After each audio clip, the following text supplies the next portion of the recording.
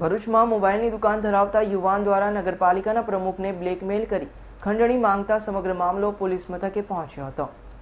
ભરૂચમાં mobile shop ધરાવતા યુવાન દ્વારા ભરૂચ નગરપાલિકાના પ્રમુખને ફોન અને મેસેજ કરી પોતાની પાસે તેમની અને કોન્ટ્રાક્ટર વચ્ચેની બિલ પાસ કરાવવા અંગેની લેવડ દેવડ નાણાં અંગેની વાતચીતની ઓડિયો ક્લિપ હોવાનું જણાવી ઓડિયો ક્લિપ મીડિયામાં આપવાને બદલે 3 લાખની ખંડણી માંગ્યા બાદ 75,000માં સોદો કરી પૈસા લેતા પ્રમુખ દક્ષાબેનના ઘરેથી રંગી હાથ ઝડપી પોલીસ યુવાન વિરુદ્ધ ખંડણીનો ગુનો નોંધ્યો છે.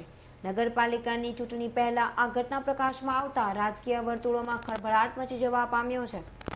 ભરૂચ શહેરમાં ચકચાર જગાવનાર આ ઘટનાની વિગત એવી છે કે ભરૂચના સિદ્ધનાથ નગરમાં 304 નંબરમાં રહેતા અને શક્તિનાથ ફાટક પાસે આવેલ સાકાર કોમ્પ્લેક્સમાં પરમ હેન્ડસેટ એન્ડ એસેસરીઝ નામની મોબાઈલ દુકાન ધરાવતા અંકિત દલસુખ પ્રજાપતિ દ્વારા ગત 1 ઓગસ્ટથી વારંવાર ભરૂચ નગરપાલિકાના પ્રમુખ દક્ષાબેન પટેલને ફોન અને મેસેજ દ્વારા એવું જણાવતો હતો કે તેમની પાસે એક કોન્ટ્રાક્ટર સાથેની વાતચીતની ઓડિયો ક્લિપ છે, જેમાં તેઓ કોન્ટ્રાક્ટર પાસે બિલ મંજૂર કરવાના 5,000 રૂપિયાની માંગણી કરે છે. તેનો મિત્ર આ ઓડિયો ક્લિપ ફેસબુક પર પોસ્ટ કરવા અને મીડિયાને આપવાનું જણાવે છે. આવું કરવા બદલ ₹3 લાખની માંગણી કરી હતી. આ અંગે વોટ્સએપ પર મેસેજ અને ફોનથી અંકિત દ્વારા ઓડિયો ક્લિપને મીડિયામાં આપી દેવાની ધમકી આપતો હતો. દક્ષાબેન પટેલ દ્વારા આ અંગે જિલ્લા પોલીસ વડાને ફરિયાદ કરાતા પોલીસે છટકું ગોઠવ્યું હતું.